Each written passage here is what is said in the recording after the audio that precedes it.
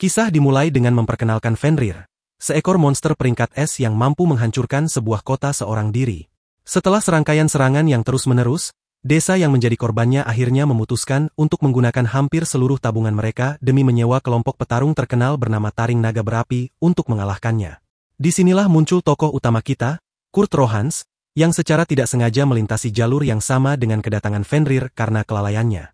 3 anggota kelompok petualang tersebut berhasil menaklukkan Fenrir melalui kerja sama tim, yang ternyata tidak terlalu sulit bagi mereka. Mereka terdiri dari Bandana, sang pengintai tercepat yang namanya tampak seperti hasil dari orang tua yang kejam, Malervis, penyihir berbakat, dan Golnova, sang pejuang api. Setelah kemenangan tersebut, mereka semua pun diakui sebagai pahlawan. Meskipun Kurt tergolong sangat lemah, ia tetap menjadi bagian dari kelompok tersebut dan lebih sering melakukan tugas-tugas kecil sembari ikut serta dalam perjalanan mereka untuk menyelamatkan dunia. Ketika mereka menginap di sebuah penginapan, Bandana menyebutkan bahwa itu akan menjadi malam terakhir mereka menikmati masakan Kurt. Hal itu membuat Kurt bertanya-tanya maksud dari ucapan tersebut. Golnova kemudian menyampaikan bahwa Kurt dinilai terlalu lambat dan karena itu, mereka telah memutuskan untuk memecatnya. Alasan pemecatan itu adalah karena dia dianggap tidak berkontribusi sama sekali.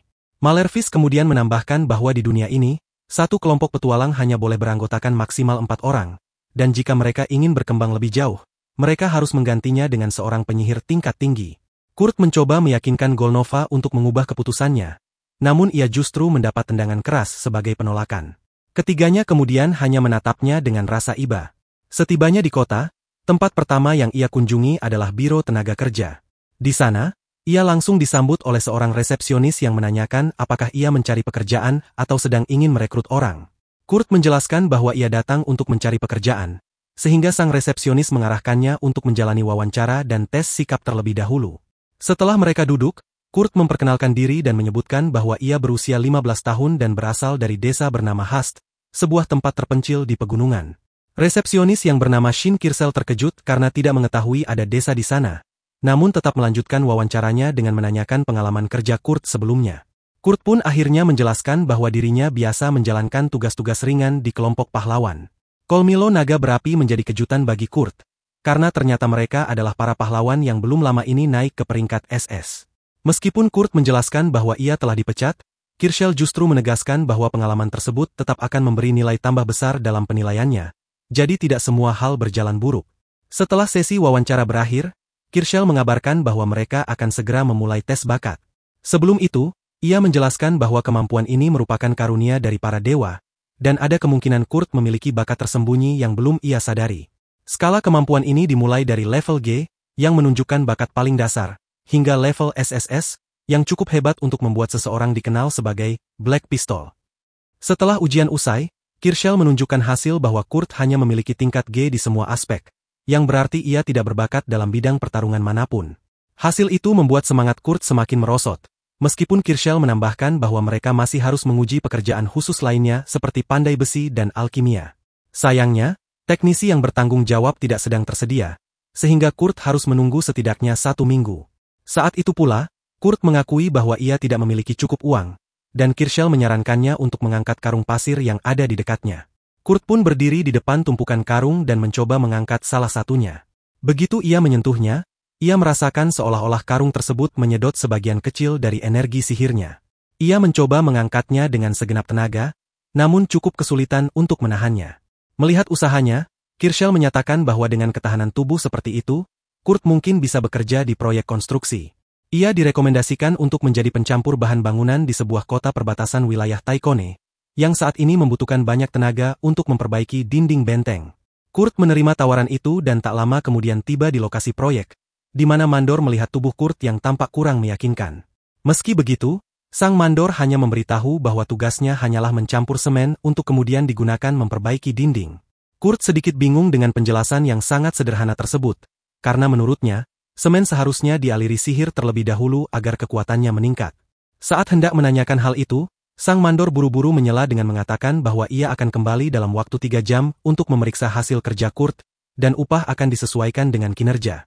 Setelah mandor pergi, Kurt berasumsi bahwa memberikan sihir pada semen merupakan hal yang sangat mendasar hingga tak perlu dijelaskan lagi.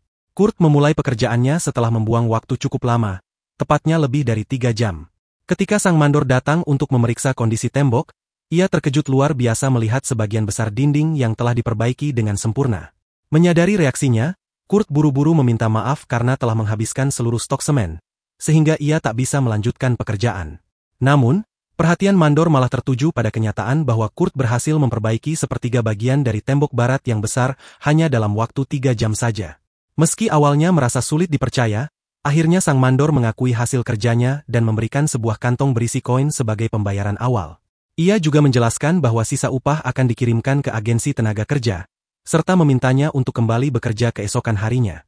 Beberapa hari pun berlalu, dan para pekerja lain hanya bisa memandangi tembok raksasa yang kini telah diperbaiki dari ujung ke ujung. Pada saat itu, sang mandor menghampiri Kurt dan menyampaikan bahwa ia tidak diperbolehkan lagi datang mulai besok. Alasannya, proyek perbaikan tembok seharusnya menjadi solusi untuk mengurangi pengangguran di wilayah tersebut. Namun karena kecepatan kerja Kurt yang luar biasa, justru tidak menyisakan pekerjaan bagi orang lain. Ia juga mengatakan bahwa tingkat kemampuan Kurt kemungkinan berada di level SS atau bahkan SSS, sehingga menyarankannya untuk mencoba peruntungan di ibu kota. Setelah menyerahkan bayaran terakhir, ia pun pergi. Kurt, yang merasa sikap tersebut seperti upaya halus untuk menyingkirkannya, menganggap pujian yang diberikan hanyalah kata-kata manis semata. Tak lama setelah itu, ia mendatangi agensi tenaga kerja untuk menyampaikan semuanya kepada Kirschel. Namun sebelum mereka sempat berdiskusi, perhatian mereka teralihkan oleh keributan kecil di meja resepsionis, di mana seorang petualang perempuan tampak memaksa dan membuat kegaduhan. Ketika Kirschel mendekat untuk menanyakan masalahnya, rekannya menjelaskan bahwa sang petualang sedang mencari penambang untuk suatu ekspedisi di gunung yang belum menunjukkan potensi apapun. Wanita itu bahkan menyatakan bahwa ia hanya akan membayar bila mereka menemukan sesuatu, tanpa memberikan uang muka sama sekali. Saat diskusi berlangsung, Kurt maju dan menawarkan diri untuk menerima tugas tersebut.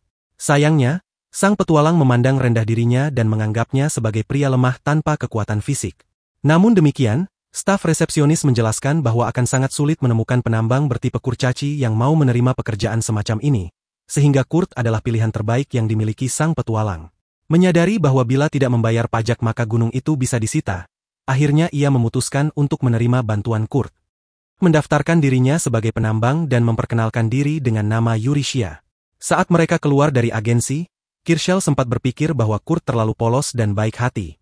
Ia bahkan sempat berhayal sejenak bahwa Kurt mungkin akan lebih cocok bekerja di kawasan hiburan malam karena wajahnya yang imut. Lamunannya itu segera terputus ketika temannya membawanya kembali ke kenyataan dan memberikannya tagihan untuk biaya perbaikan dinding. Begitu melihat nota tagihan, dia langsung panik karena nominalnya mencapai 200 koin emas. Karena terlalu fokus pada tagihan, dia tidak melihat jalan dan tersandung pada karung pasir yang ada di depannya. Ia mengeluh karena benda-benda itu menghalangi jalan. Namun rekannya menjelaskan bahwa itu bukan sekadar karung pasir biasa. Benda itu digunakan untuk mengukur kekuatan sihir seseorang. Semakin tinggi sihirnya, semakin berat karung tersebut terasa. Namun, alat itu jarang digunakan karena hanya bisa diaktifkan oleh penyihir sejati. Ia lalu diminta untuk membawa karung tersebut keluar. Di sisi lain, Kirschel mengangkat salah satu karung dengan mudah, lalu teringat pada saat Kurt kesulitan melakukan hal serupa. Hal itu membuatnya kembali bertanya-tanya, siapa sebenarnya Kurt? Ketika mereka berdua melanjutkan perjalanan, mereka sampai di sebuah tenda.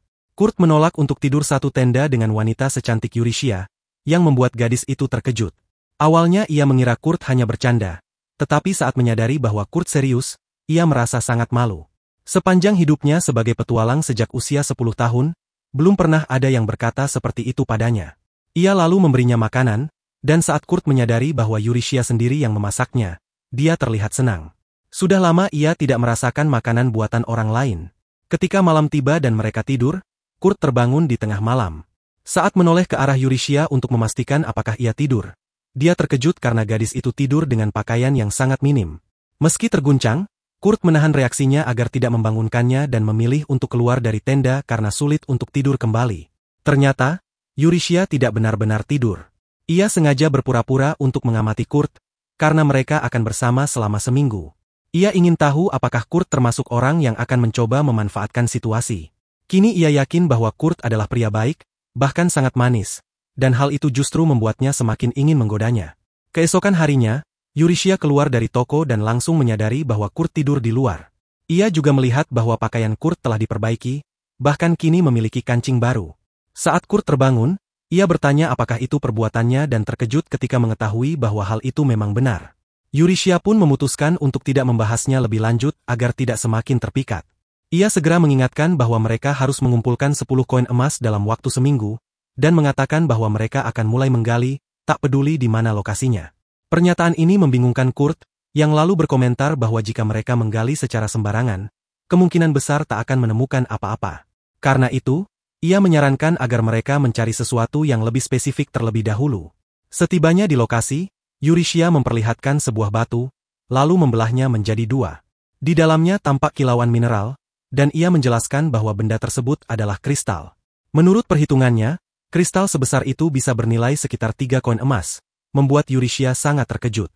Kurt pun memeriksa seluruh bebatuan di area tersebut, lalu meletakkan tumpukan kristal yang ditemukan ke tanah.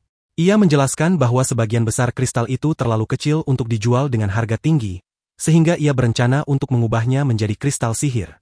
Mendengar hal itu, Euryssia langsung teringat bahwa hanya ada kurang dari 10 penyihir di seluruh kerajaan yang mampu membuat kristal sihir. Namun saat ia sedang mengungkapkan hal itu, Kurt telah berhasil menyelesaikan 1 kristal sihir dengan mudah. Hal ini membuat Euryssia terperangah, sebab bahkan kristal sihir terkecil pun biasanya membutuhkan waktu minimal 1 jam untuk dibuat. Kurt kemudian menjelaskan bahwa dirinya memiliki sedikit sihir, sehingga tak akan mampu mempertahankan prosesnya terlalu lama. Ia juga merasa kagum pada para penyihir sejati yang bisa menyalurkan sihir mereka tanpa henti selama 1 jam penuh. Euryssia merasa bahwa yang mereka maksud mungkin berbeda. Setelah menyelesaikan pekerjaannya, Kurt memberitahu bahwa ia akan tetap tinggal di tempat itu karena masih ada hal yang perlu ia selesaikan. Euryssia mengatakan akan kembali esok hari setelah berhasil menjual kristal-kristal sihir itu.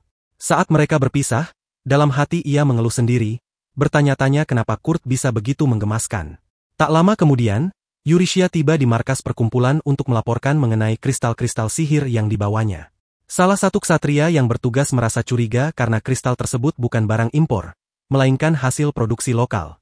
Saat pertanyaan-pertanyaan mulai mengarah ke hal-hal yang tidak nyaman, Euryssia segera menunjukkan lambang petualang yang berafiliasi dengan kerajaan, yang langsung memperlancar seluruh proses pelaporannya. Setelah itu, ia menuju ibu kota menggunakan batu teleportasi, dan dari sinilah kisah selanjutnya dimulai. Ia tidak bekerja untuk kerajaan. Setibanya di kota, ia mengunjungi sebuah toko dan bertemu dengan seseorang yang sudah dikenalnya sejak lama, Mimiko.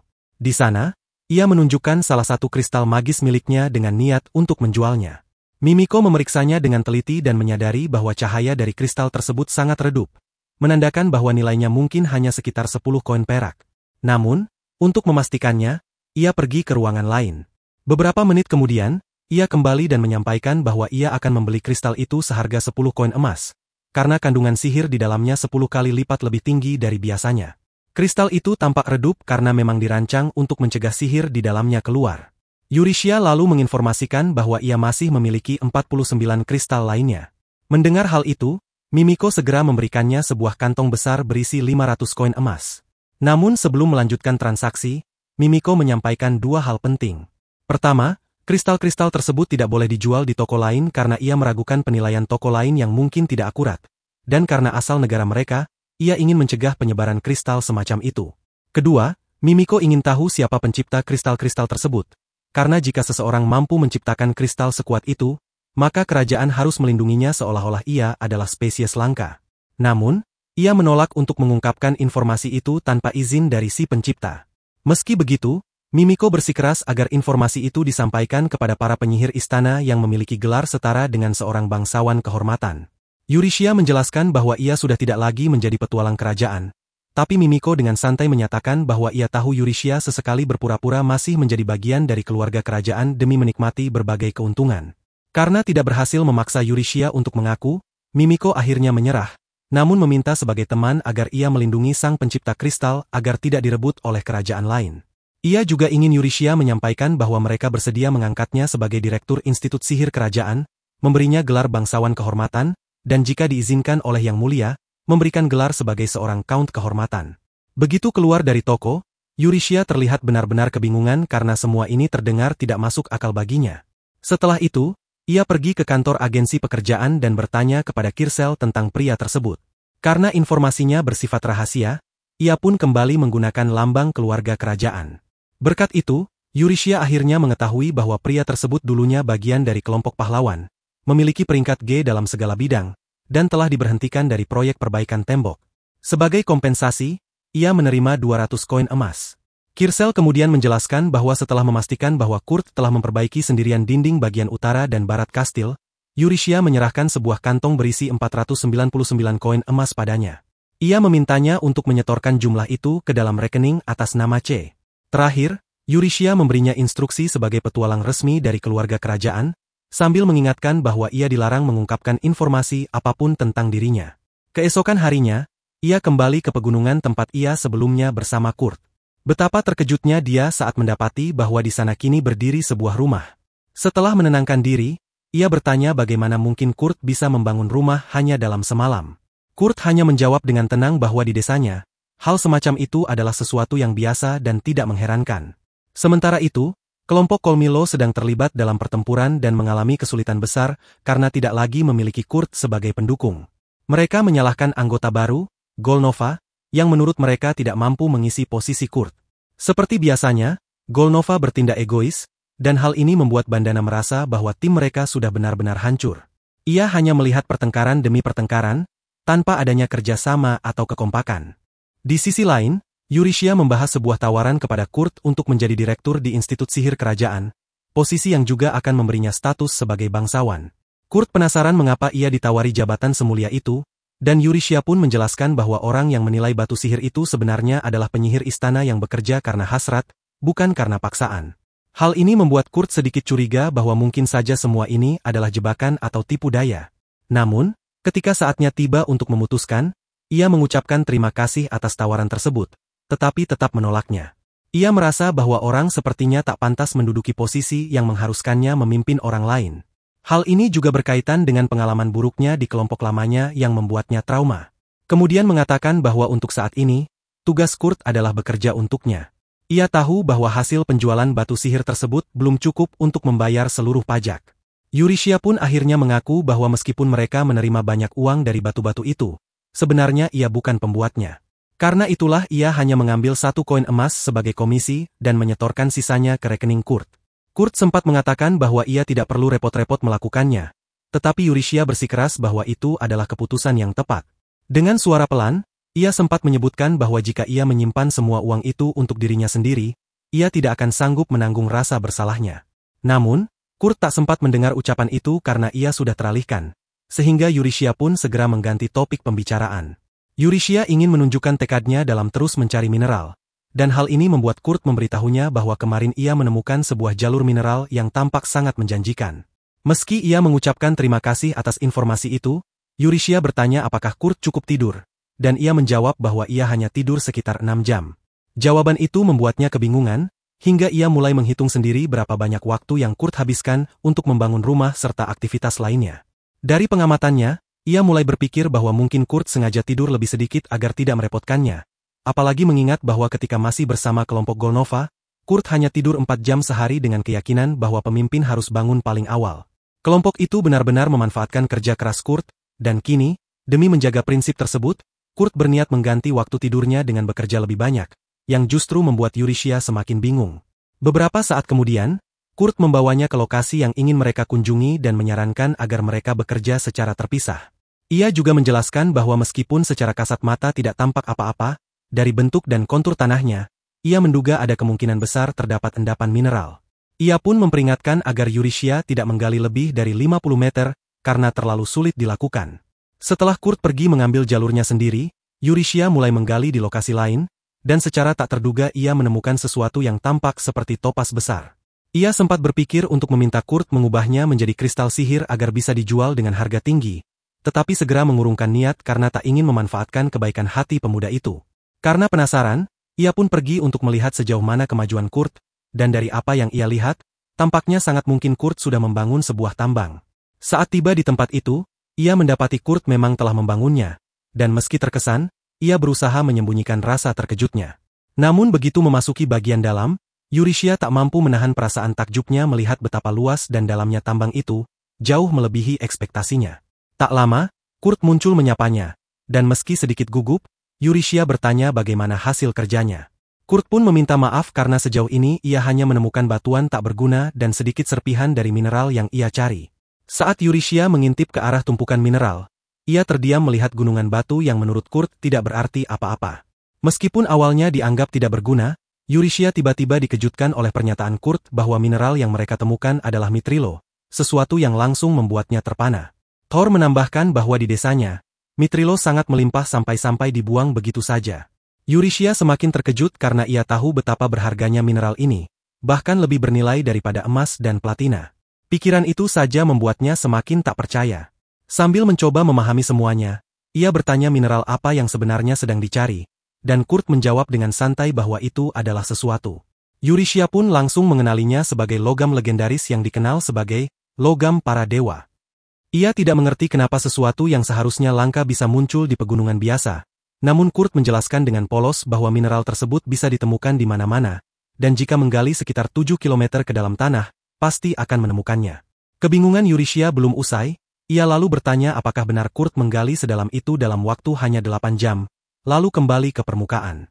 Tanpa merasa aneh, Kurt menjawab iya dan menambahkan bahwa ia bahkan harus menutup lubangnya karena terlalu berbahaya. Meski ingin tetap tenang, perhatian Euryshia teralihkan oleh pancaran cahaya terang dari suatu arah. Saat menoleh, ia mendapati bahwa Kurt benar-benar membuat terowongan menembus seluruh gunung.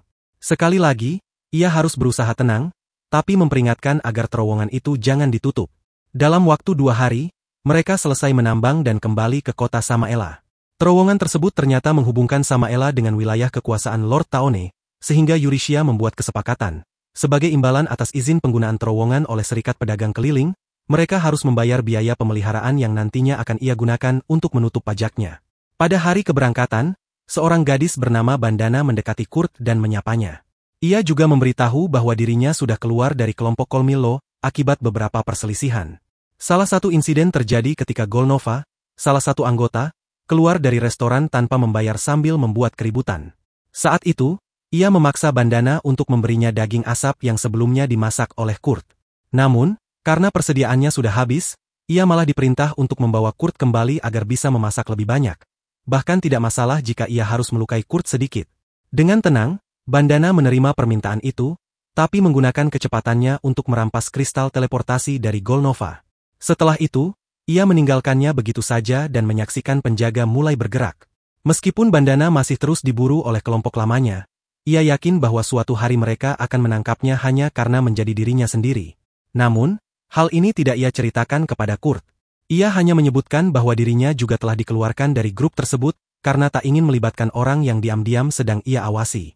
Setelah mendengar cerita itu, Kurt merasa tidak ada jalan untuk kembali ke kelompoknya. Bandana pun bertanya kenapa ia begitu ingin kembali. Kurt menjelaskan bahwa ia memiliki utang budi besar kepada Golnova dan telah lama mengaguminya. Bandana dalam hati mengakui bahwa menjadikan Kurt sebagai pemimpin semu adalah cara yang cukup bagus untuk menyembunyikannya. Beralih ke topik lain, Bandana menyimpulkan bahwa Kurt sedang mencari pekerjaan karena berdiri di depan kantor penyalur kerja, lalu menawarkan peluang kerja di bengkel milik kenalannya. Ia menjelaskan bahwa hanya ada 15 bengkel resmi berlisensi di negara tersebut, dan salah satu pemiliknya kini sedang dalam kesulitan. Ia yakin bahwa Kurt bisa sangat membantu jika bergabung. Meski sempat ragu, Kurt akhirnya menerima tawaran itu setelah mendapat dorongan semangat dari Bandana, yang juga memberinya surat rekomendasi. Setelah kepergian Bandana, ia menyadari bahwa menjadi murid dari seorang bijak besar bukanlah hal yang mudah. Di dunia ini, bengkel juga dikenal dengan nama atelier, tempat di mana dibuat dan dijual berbagai ramuan, pedang sihir, hingga alat magis. Pemilik resmi dari bengkel tersebut disebut atelier, dan mereka memiliki izin untuk menciptakan serta menjual hasil karya mereka, bahkan kedudukannya disetarakan dengan para bangsawan. Sesampainya di lokasi, Kurt cukup terkejut karena bangunannya tampak seperti rumah biasa, bukan seperti bengkel pada umumnya. Namun, ia memastikan alamatnya benar setelah melihat plakat bertuliskan, Atelier Ophelia. Ketika ia mengetuk pintu, seorang elf mungil yang memperkenalkan diri sebagai Michel Lachota membuka dan mengaku sebagai asisten dari sang pemilik bengkel. Kurt menyampaikan bahwa ia datang atas rekomendasi Bandana, dan Michel pun mempersilahkannya masuk. Namun, begitu melangkah masuk, Kurt langsung mencium bau menyengat yang tak sedap. Michel meminta maaf atas hal itu dan memberitahunya bahwa tugas pertamanya adalah membersihkan ruangan tersebut, yang sudah tak sempat ia urus selama 3 minggu terakhir. Melihat kondisi ini, Kurt sadar bahwa ia sepertinya hanya akan bertugas sebagai petugas kebersihan, hal yang justru lebih masuk akal menurutnya, karena sejak awal ia tidak merasa akan mampu membantu langsung dalam pekerjaan bengkel tersebut. Dalam waktu yang sangat singkat, Kurt langsung turun tangan dan membuat seluruh tempat tampak berkilau tanpa noda. Karena tak ada pekerjaan lain yang menunggunya, ia memutuskan untuk mencari keberadaan Michelle, berharap bisa berbicara dengannya. Namun, saat membuka sebuah pintu, pandangannya langsung tertumbuk pada seorang gadis berpakaian minim. Setelah beberapa detik kebingungan, Kurt memperkenalkan diri dan menjelaskan bahwa hari ini adalah hari pertamanya bekerja di tempat itu. Gadis tersebut, setelah memahami situasinya, memberitahukan bahwa atelier terletak di lantai bawah tanah. Ketegangan Kurt perlahan mereda, tetapi perhatian matanya tertuju pada sesuatu di perut gadis itu.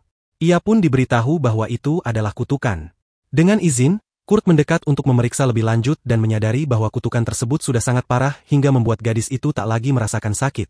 Kemungkinan besar, organ-organ dalam tubuhnya sudah rusak dan suatu saat nanti, ia mungkin akan kehilangan nafsu makan. Tiba-tiba, suara perut lapar gadis itu terdengar nyaring, seolah menggambarkan rasa lapar yang mendalam. Kurt pun menawarkan untuk memasakkan sesuatu yang ringan. Sesampainya di dapur, pikirannya melayang pada kenyataan bahwa tadi adalah kali pertama ia menyentuh tubuh perempuan yang hampir telanjang. Dan hal itu cukup mengganggu konsentrasinya hingga ia tersandung secara kikuk. Sementara itu, Euryssia tengah menanyai Mimiko tentang nilai barang-barang yang baru saja ia serahkan. Tanpa ragu, Mimiko menyebutkan bahwa semuanya bernilai sekitar 80.000 koin emas. Masih sulit dipercaya bahwa yang mereka temukan benar-benar Mithril dan Orichalcum. Euryssia kemudian bertanya apa yang akan terjadi jika keberadaan pemuda itu diketahui publik. Menurut Mimiko, jika beruntung, pemuda itu mungkin hanya akan diculik, namun kemungkinan besar, nyawanya justru akan terancam. Ia juga bertanya-tanya bagaimana mungkin seseorang sekuat itu bisa luput dari perhatian dunia. Euryssia pun mengungkapkan bahwa pemuda itu sebenarnya telah diusir dari kelompok Kolmilo, sesuatu yang membuat Mimiko sangat terkejut, terutama karena sang pemimpin kelompok tersebut kabarnya sedang diburu oleh pihak berwenang. Mengabaikan masalah itu, Mimiko langsung bertanya apa rencana Euryssia terhadap pemuda tersebut. Euryssia menjawab bahwa ia berencana untuk mengangkatnya sebagai atelier. Namun lebih baik jika ia bisa menahan diri agar tidak terlalu mencolok. Ia ingin merekrutnya sebagai pengawal, tetapi menyadari bahwa meyakinkan pemuda itu tidak akan mudah. Terlebih karena ia bukan hanya sadar akan kekuatannya, namun bahkan tampak meremahkannya. Di sisi lain, Kurt kini tengah sibuk kembali di dapur. Lady Ophelia mendatangi atelier Mi untuk menyampaikan permintaan maaf karena telah menggunakan dapur tanpa izin. Ia menjelaskan bahwa dirinya hanya berniat membuatkan sup nasi bagi gadis yang tinggal di kamar paling belakang. Ophelia kemudian mendekat dan dengan nada serius memohon agar Kurt tidak memberitahu siapapun bahwa dia telah melihat gadis itu. Permintaan yang langsung disetujui tanpa keberatan. Setelah itu, Ophelia memberitahunya bahwa pekerjaannya hari ini selesai dan ia diminta kembali besok untuk menerima upah. Saat Kurt telah pergi, Ophelia menyesali keputusannya yang gegabah karena telah membiarkan orang asing bertemu dengan gadis tersebut. Meskipun niatnya untuk menghentikan kutukan itu baik, tetap saja ia merasa telah bertindak ceroboh. Tak lama kemudian, Ophelia membawa sup itu ke kamar si gadis dan membantunya mengenakan pakaian dengan rapi, sebuah hal yang ia anggap biasa karena sejak dulu gadis itu memang selalu dirawat oleh orang lain. Sebelum menyajikan makanan, Ophelia berniat mencicipinya lebih dulu untuk memastikan tidak ada racun. Namun gadis itu meyakinkannya bahwa hal itu tak perlu dilakukan, karena sup tersebut dimasak oleh Kurt, seseorang yang ia rasa memiliki hati baik. Ia juga mengungkapkan bahwa sejak terkena kutukan dan tidak tahu siapa pelakunya, dirinya tumbuh penuh kecurigaan. Namun untuk kali ini, ia ingin mempercayai seseorang. Ophelia pun menerima niat baik tersebut dan membiarkan gadis itu makan tanpa pengujian apapun. Namun, saat suapan pertama masuk ke mulutnya, tubuh gadis itu tiba-tiba bereaksi dan ia jatuh ke lantai, membuat Ophelia sangat panik dan bahkan marah kepada Kurt. Namun, perlahan gadis itu bangkit dan menenangkan Ophelia dengan mengatakan bahwa ia baik-baik saja dan bahkan merasakan perubahan besar. Kutukannya tampaknya telah hilang. Ophelia terkejut luar biasa saat menyadari bahwa tanda kutukan di tubuh gadis itu telah lenyap tanpa jejak, sesuatu yang baginya sulit dipercaya. Di tempat lain, terlihat seorang penyihir yang dahulu menjadi sumber kutukan itu sedang meminta maaf kepada atasannya karena tidak menyangka kutukan tersebut bisa dipatahkan. Atasannya, yang terlihat gusar, memutuskan bahwa mereka tak bisa menunggu lebih lama lagi. Gadis itu harus disingkirkan secepatnya. Malam harinya, Ophelia mengunjungi toko milik Mimiko, dan di sana, dengan didampingi Euryssia, Mimiko memastikan bahwa Ophelia adalah orang yang bisa dipercaya. Setelah semuanya dijelaskan, Ophelia memperkenalkan dirinya kepada Euryssia dan memberi izin kepada gadis yang bersamanya untuk mengungkapkan jati dirinya. Reaksi pertama Mimiko dan Eurysthia adalah berlutut dengan satu lutut di tanah sebagai bentuk penghormatan mutlak, karena gadis yang mereka lihat ternyata adalah Lady Liselot, putri ketiga kerajaan. Ophelia kemudian menjelaskan kepada Mimiko bahwa desas-desus yang beredar selama ini agak melenceng. Liselot bukanlah sakit, melainkan tengah menderita karena sebuah kutukan. Kutukan itu muncul karena ada seseorang yang berniat mencabut nyawanya. Liselot adalah satu-satunya putri dari Yang Mulia dan Putri François, yang datang dari Kekaisaran Gurumaku, tetangga kerajaan di sebelah timur, untuk menikah, menjadikan kehadiran Liselot sebagai lambang perdamaian antara dua negara. Namun, setelah perang dengan Kerajaan Utara berakhir, tampaknya ada pihak yang ingin memicu konflik baru, dan kini mereka datang untuk meminta bantuan dalam menyelidiki siapa yang telah meletakkan kutukan tersebut. Mimiko menyampaikan kekagumannya karena kutukan yang kuat itu berhasil dipatahkan. Dan Liselot pun mengungkap bahwa semua berkat seorang pemuda bernama Kurt. Nama itu langsung mengejutkan Eurysthia dan Mimiko karena tak menyangka akan mendengarnya dalam percakapan ini. Setelah Ophelia menceritakan kejadian secara rinci, keduanya menyimpulkan bahwa saat sang putri memakan sup buatan Kurt, kutukan yang mengikat tubuhnya langsung terpecah. Eurysthia pun merasa bingung dan heran, tak tahu lagi apa yang sebenarnya sedang dilakukan Kurt. Apalagi mengingat mereka baru saja berpisah beberapa jam lalu. Mereka kemudian berdiskusi mengenai sosok tersangka dalam upaya pembunuhan tersebut. Menurut Mimiko, pelaku pasti memiliki hubungan dengan kutukan dan sanggup mengutak-atik jimat pelindung istana.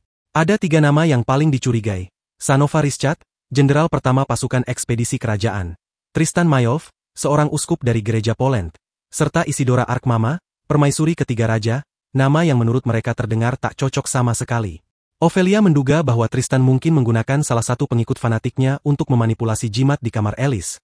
Sedangkan Lady Sedora, ibu tiri Liselot, juga memungkinkan karena ia bisa bebas keluar masuk istana. Namun, menurutnya, sangat kecil kemungkinan Golnova bisa melakukannya. Karena memiliki koneksi dengan guild pencuri, yang dikenal mahir dalam spionase, besar kemungkinan mereka telah menyusupkan sejumlah mata-mata ke dalam istana. Setelah mempertimbangkan semua ini, Ophelia menyimpulkan bahwa sulit untuk mengungkap pelakunya saat ini, sehingga ia menyarankan agar mereka memancing si pelaku dengan jebakan. Lise menyetujui ide tersebut. Sang pelaku pasti akan berusaha menggali informasi tentang sang maestro. Mimiko pun menyadari bahwa jika sosok tersebut benar-benar nyata, lawan pasti sudah memperoleh informasi dengan cepat. Namun karena tokoh itu hanyalah rekayasa, si pelaku takkan mendapatkan apapun, dan semakin keras mereka mencoba, semakin besar kemungkinan mereka membuka identitasnya sendiri. Meski begitu, Velia menekankan bahwa mereka tetap perlu menyematkan pencapaian tertentu agar karakter fiktif itu terlihat layak menyandang gelar atelier. Menanggapi hal tersebut, Eurysthia mengaku memiliki solusi dan memperlihatkan sebuah kristal sihir kepada Ophelia. Begitu diperiksa, Ophelia langsung terkejut dan bertanya dari mana ia mendapatkan kristal berkualitas tinggi seperti itu. Eurysthia pun menjawab bahwa kristal tersebut berasal dari Kurt. Kabar ini membuat Ophelia terpana. Sementara Lisa terlihat gembira karena kekasih hatinya kembali menunjukkan kemampuan luar biasa. Saat Kurt tiba di tempat kerja Ophelia, ia menemukan pintunya terkunci. Tak lama kemudian, Michelle datang dan menyapanya, lalu menjelaskan bahwa gurunya keluar mendadak kemarin setelah kepergian Kurt, dan karena itu hari ini tak ada tugas yang bisa ia bantu. Kurt pun melangkah keluar dengan sedikit kecewa, merasa mungkin ia telah melakukan kesalahan lagi. Tiba-tiba, perutnya berbunyi nyaring karena lapar, jadi ia menuju kedai untuk mencari makan. Di sana, ia mendengar sekelompok petualang tengah berdebat sengit mengenai misi pengiriman penting yang harus dilakukan hari itu, namun kurir yang mereka andalkan sedang sakit. Gadis dalam kelompok itu ngotot untuk tetap menjalankan tugasnya, sementara saudaranya bersikap lebih realistis. Setelah memahami situasinya, Kurt menawarkan diri untuk menjadi kurir pengganti. Ia mengakui bahwa dirinya tak ahli dalam pertempuran, namun sangat mampu dalam urusan mengangkat dan membawa barang. Si gadis awalnya meremehkannya karena tampak seperti anak kecil, tetapi kakaknya yang lebih tua segera menegurnya dan meminta maaf atas sikap tidak sopannya. Ia kemudian memberitahu Kurt bahwa mereka sedang memburu golem besi, makhluk yang beratnya luar biasa. Lengan seorang petarung mencoba memperingatkan bahwa dengan baju zirahnya, berat tubuhnya bisa mencapai 150 kg. Namun tanpa kesulitan, Kurt tetap mengangkatnya dengan satu tangan. Aksi mengejutkan itu langsung membuat 3 petualang yang ada membawanya kepada atasan mereka, merasa sangat yakin dengan kemampuannya. Dalam perjalanan, pria berbaju zirah itu memperkenalkan diri sebagai Kans, seorang pejuang berlapis baja. Lalu ada Danzo, seorang samurai sekaligus pemimpin kelompok tersebut, dan Sina, seorang penjelajah yang lincah. Ketiganya membentuk tim petualang yang dikenal dengan nama Sakura. Setelah berjabat tangan dengan mereka, Kans menjelaskan bahwa mereka sebenarnya memiliki seorang pengangkut bernama Fibinoke. Namun saat ini sedang terserang flu dan diperkirakan butuh waktu seminggu untuk pulih. Kurt memperkenalkan dirinya secara formal, yang justru membuat mereka tertawa kecil. Tapi sambutan hangat yang ia terima membuatnya merasa nyaman dan menghargai kebaikan mereka, mendorongnya untuk bekerja lebih keras. Sesaat sebelum masuk ke dalam gua yang hendak mereka jelajahi, Kurt diserang oleh seekor slime. Karena menganggapnya hanya monster lemah, Sina menurunkan kewaspadaan dan memberitahu bahwa cukup menghancurkan intinya saja. Namun Kurt malah gagal berkali-kali hingga tanpa sengaja melukai kakinya sendiri dengan belatinya. Melihat hal itu, Sina segera mengambil alih dan mengalahkan slime tersebut, membuktikan bahwa Kurt memang benar-benar buruk dalam pertempuran. Kans dan Danzo tidak menunjukkan kemarahan. Sebaliknya mereka menyuruh Kurt untuk tidak terlalu khawatir karena mereka yang akan bertugas bertarung. Kurt tak mengerti mengapa mereka bersikap begitu ramah. Sangat berbeda dibanding saat ia berada di Kolmilo the Dragon, hingga ia meneteskan air mata haru. Melihatnya, Sina memastikan bahwa semuanya akan baik-baik saja. Mereka pun melanjutkan perjalanan masuk ke dalam gua, sementara Sina mulai menebarkan lumut bercahaya agar penglihatan di dalam tidak terganggu. Saat melangkah lebih jauh, Kurt melihat sesuatu yang menarik perhatiannya dan Sina mengidentifikasinya sebagai kotoran goblin yang masih segar. Pertanda bahwa makhluk itu kemungkinan masih berada di dekat situ. Di tengah perjalanan, Kans kembali meyakinkan Kurt agar tidak terlalu khawatir, karena menghadapi 1 atau 2 goblin bukanlah masalah besar bagi mereka. Namun, ia mengingatkan bahwa jika mereka dihadapkan pada sekelompok besar goblin, satu-satunya pilihan bijak adalah mundur sebelum terjadi pertarungan yang tak diinginkan. Saat mereka terus berjalan, mata Kurt menangkap sesuatu yang mencurigakan di dinding lorong yang tampak seperti bagian dari reruntuhan kuno. Tanpa ragu, ia memberi peringatan cepat tentang kehadiran seekor goblin, membuat Sina dan Danzo segera bergerak dan menghabisinya dalam sekejap. Namun, kekhawatiran muncul saat terdengar suara raungan goblin lain dari kejauhan, dan suara itu tampak berasal dari berbagai arah, tanda bahwa jumlah mereka sangat tidak normal. Situasi ini berubah menjadi krisis besar karena tidak ada yang memberitahu bahwa tempat ini adalah sarang koloni goblin raksasa, bahkan dari arah pintu masuk pun mulai muncul suara. Menyadari bahaya yang mengancam, Danzo meminta semua bersiap. Meski Sina sempat ragu mereka bisa menghadapi serangan sebanyak itu, Kurt tiba-tiba mengabarkan bahwa ia baru saja menemukan sebuah pintu rahasia. Kans segera memberi isyarat pada saudaranya, lalu meminta Kurt membantunya mencari jalan keluar. Namun, sesaat setelah mereka masuk ke dalam lorong sempit, pintu ditutup dengan cepat dari luar. Kurt yang bingung bertanya-tanya, dan saat menyadari Kans serta Danzo tidak masuk bersama mereka, ia hendak menyuarakan protes. Tapi suara Kans terdengar dari balik pintu, menjelaskan bahwa mustahil melarikan diri sambil menghadapi gelombang goblin dalam jumlah besar. Jadi mereka memutuskan untuk bertahan dan memberi waktu pada yang lain. Kurt sempat menyarankan bahwa ia bisa tinggal dan bertarung bersama, tapi Sina langsung menegurnya, menyadarkannya bahwa bahkan seekor slime saja sulit ia kalahkan. Kehadirannya hanya akan menjadi beban bagi Kans dan Danzo. Dari ekspresi Sina, Kurt menyadari bahwa sebenarnya keinginan gadis itu untuk bertarung jauh lebih besar daripada dirinya. Tapi mereka harus menerima kenyataan. Sebelum pintu tertutup sepenuhnya, Kans mempercayakan Sina kepadanya. Danzo pun menyatakan bahwa ia tidak menyesali keputusan ini, dan Kans menambahkan bahwa sebagai kakak, tidak ada kehormatan yang lebih besar daripada gugur demi melindungi adiknya. Mereka berdua sepakat bahwa selama mereka bisa menjamin keselamatan rekan-rekannya, maka tak ada penyesalan. Kurt terdiam, terharu mendengar kata-kata itu. Ia tidak menyangka mereka benar-benar menganggapnya bagian dari tim, meski di saat yang sama ia merasa sakit hati karena tak bisa melakukan apapun untuk membalasnya. Berusaha menenangkan diri, dia meyakinkan bahwa mereka berdua pasti akan selamat. Namun, saat ia melemparkan lumut bercahaya ke arah garam gelap untuk memperjelas penglihatan, tubuhnya langsung membeku karena terkejut melihat makhluk yang berdiri di depannya, seekor golem naga dari besi yang besar dan mengintimidasi. Sementara itu, Euryssia tengah membawa Liselot menuju penginapan tempat Kurt berada. Sebelum mereka masuk, Euryssia mengingatkan Liselot agar tidak memberitahu Kurt bahwa dirinya adalah seorang putri. Liselot setuju tanpa keberatan, bahkan merasa senang karena Kurt akan menganggapnya hanya sebagai gadis biasa. Namun, saat mereka sampai di kamar Kurt, ruangan itu kosong. Tak lama kemudian, Bandana muncul di lorong dan memberitahu bahwa Kurt telah pergi bersama kelompok petualang Sakura menuju sebuah gua yang terletak di timur laut. Mendengar ini, Euryssia segera keluar untuk menyusul, namun Bandana sudah menghilang tanpa jejak. Setelah memikirkan situasinya, Euryssia menyimpulkan bahwa ini bisa saja sebuah jebakan. Ia mengingat bahwa baru-baru ini ada pelatihan tempur di sekitar gua tersebut, dan sangat mungkin para goblin yang berhasil selamat kini bersembunyi di dalamnya. Karena itu, ia memutuskan untuk segera mencari Kurt, Namun sebelum bisa menyelesaikan kalimatnya, Liselot langsung menyatakan bahwa ia juga akan ikut.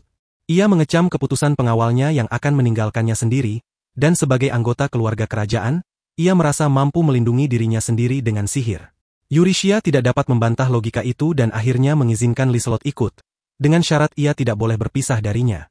Sesampainya di gua, mereka melihat bagian dalamnya sudah dilapisi oleh lumut bercahaya yang baru saja ditempatkan. Liselot lalu menunjukkan jejak kaki milik Kurt, bahkan bisa menggambarkan ke arah mana dia pergi. Euryshia yang penasaran bertanya bagaimana Liselot bisa mengenali jejak itu, merasa antara kagum dan agak ngeri, namun tidak mendapat jawaban. Menyadari bahwa jejak akan semakin sulit dilihat lebih jauh ke dalam, Liselot pun merapal mantra untuk mempertajam indranya. Euryshia menganggap ini keputusan yang cerdas karena dapat meningkatkan pendengaran Lis, namun langsung terdiam saat melihat sang putri berperilaku seperti binatang, mencium dan mengendus sepanjang lorong layaknya seekor pemburu berpengalaman. Pemandangan itu membuatnya bertanya-tanya dari mana sebenarnya kemampuan seperti itu berasal. Aroma khas itu begitu jelas tercium, membuatnya berpikir bahwa orang tersebut pasti pernah menghirupnya dari jarak sangat dekat. Dan dari situ, tak bisa ia hindari bayangan bahwa mereka berdua mungkin pernah saling berpelukan. Di saat itu, Liselot menyadari adanya keributan di kejauhan dan memberitahu Euryshia, yang segera memintanya tetap di tempat sementara ia maju ke depan. Sebelum beranjak, Euryshia meningkatkan kemampuan fisiknya dengan sihir. Di tengah pertempuran yang sedang berlangsung antara Kans dan Danzo melawan kawanan Goblin, Euryshia muncul untuk membantu. Sementara itu, Sina sudah pasrah pada nasibnya, merasa bahwa mereka akan binasa karena harus menghadapi makhluk menyeramkan yang dikenal sebagai naga golem besi. Ia juga merasa bersalah karena telah menyeret Kurt ke dalam misi ini, dan memberitahunya bahwa para golem ini memang ditugaskan untuk menjaga wilayah dan akan menyerang siapapun yang mencoba masuk. Namun, Kurt tetap tenang dan justru mengusulkan untuk menyingkirkan para golem terlebih dahulu sebelum mencari jalan keluar. Meskipun Sina berusaha mencegahnya, Kurt tetap melangkah maju dan langsung diserang. Dalam sekejap mata, ia berhasil melesat melewati serangan dan dengan lincah menghantam titik-titik lemah para golem menggunakan sebilah belatinya. Tubuh-tubuh besi itu tercerai-berai tanpa sempat menyentuhnya. Satu persatu tumbang hingga tak ada yang tersisa. Sina yang menyaksikan semua itu hanya bisa terpaku, tak percaya bahwa semua golem dihancurkan hanya dengan belati. Kurt menjelaskan sambil tersenyum bahwa dirinya memang sudah terbiasa mengekstraksi mineral dari makhluk semacam itu. Tak lama kemudian, Euryshia menendang pintu hingga terbuka dan begitu melihat kondisi sekitar. Ia bertanya kepada Sina apa yang sebenarnya telah terjadi. Sina, masih terkejut, menjelaskan bahwa Kurt menghancurkan semuanya hanya dengan belati, mengaku bahwa dirinya hanya sedang menambang mineral. Setelah itu, Kurt menghampiri mereka dengan wajah ceria, namun segera meminta bantuan untuk rekan-rekannya yang masih dalam bahaya. Euryshia lalu memberitahunya bahwa semuanya kini dalam keadaan aman, yang langsung membuatnya menarik napas lega. Dalam hati, Kurt teringat akan sebuah legenda lama tentang seseorang yang memiliki tingkat kemampuan G dalam pertarungan, namun memiliki bakat tingkat S dalam mencabut rumput, dan konon orang itu mampu melakukan hal-hal luar biasa hanya dengan keahlian tersebut. Membunuh seekor naga berduri hanya dengan sebuah kapak terdengar mustahil, namun Kurt berhasil melakukannya, membuatnya mulai bertanya-tanya apakah hal seperti itu memang benar bisa terjadi. Tak lama kemudian, Liselot datang menghampiri untuk memujinya atas pencapaian luar biasa tersebut, meskipun antusiasmenya yang berlebihan sedikit merusak suasana. Beberapa saat kemudian, Kans menjelaskan kepada Euryshia bahwa misi ini sebenarnya diusulkan oleh salah satu rekan mereka, namun ia tidak menyebutkan bahwa kemungkinan goblin-goblin dari pelatihan sebelumnya bisa saja melarikan diri ke tempat ini. Mereka berdua sangat bersyukur telah diselamatkan. Tetapi Euryshia meminta agar mereka tak terlalu khawatir dan memanfaatkan momen itu untuk menyampaikan hal penting kepada Kurt. Ia mengungkapkan bahwa ia berencana membuka sebuah atelier baru dan akan bekerja secara eksklusif di sana sebagai petualang utama. Karena itu, ia ingin tahu apakah Kurt tertarik untuk bergabung bersamanya. Euryshia menyadari bahwa Kurt telah menunjukkan kinerja luar biasa saat bekerja di bengkel milik Lady Ophelia, sehingga ia merasa tawaran ini sangatlah cocok. Kurt sempat ragu dan menjelaskan bahwa kini ia sudah bergabung bersama kelompok mereka, tetapi rekan-rekannya malah mendorongnya untuk menerima kesempatan emas tersebut. Setelah itu, Euryshia menyampaikan bahwa karena atelier ini baru berdiri, mereka kekurangan tenaga, dan ia pun menawari Kans dan Danzo posisi sebagai petualang resmi. Keduanya sangat antusias menerima tawaran itu. Ketika Kurt hendak membawa ekor dari Dragon Golem sebagai kenang-kenangan, Euryshia menyarankan agar ia melakukan ulang tes bakat saat mereka kembali ke kota, agar ia lebih mengenali kemampuannya jika ingin membantu di bengkel. Kurt teringat bahwa ia memang berniat mengikuti tes itu begitu teknisinya kembali, dan ia pun menyetujuinya. Malam harinya, ia akhirnya bertemu dengan Mimiko, seorang penyihir istana yang bertugas menilai bakatnya. Di malam yang sama, Kurt merayakan bersama kelompok Sakura dan Liselot, sementara Mimiko berbicara secara pribadi kepada Yurishia tentang hasil tes Kurt. Menurut data yang sebenarnya, Kurt meraih tingkat B dalam hal kebersihan, memasak, dan ekstraksi mineral, serta tingkat C pada kemampuan lainnya, data yang juga ia sampaikan kepada Kurt. Namun kenyataannya, skala yang digunakan oleh lembaga kerja tempat Kurt dulu hanya mencakup tingkat G hingga SS. Artinya, jika nilainya melebihi skala itu, maka dia dikategorikan sebagai tingkat triple S. Dan dalam tes yang dilakukan hari ini, Kurt mendapatkan tingkat triple S untuk semua keterampilan yang diuji, belum lagi kekuatan sihir tersembunyi miliknya yang bahkan jauh melebihi milik Mimiko sendiri. Hal ini membuat Mimiko menyadari bahwa Kurt bukanlah orang biasa. Yurishia menilai bahwa hasil yang diperoleh terlalu luar biasa untuk menjadikannya sebagai atelier mie palsu yang tengah mereka butuhkan. Mimiko juga berpikir bahwa jika memang dia yang memeriksanya, ia tak dapat membayangkan apa yang akan terjadi jika informasi ini sampai bocor ke publik.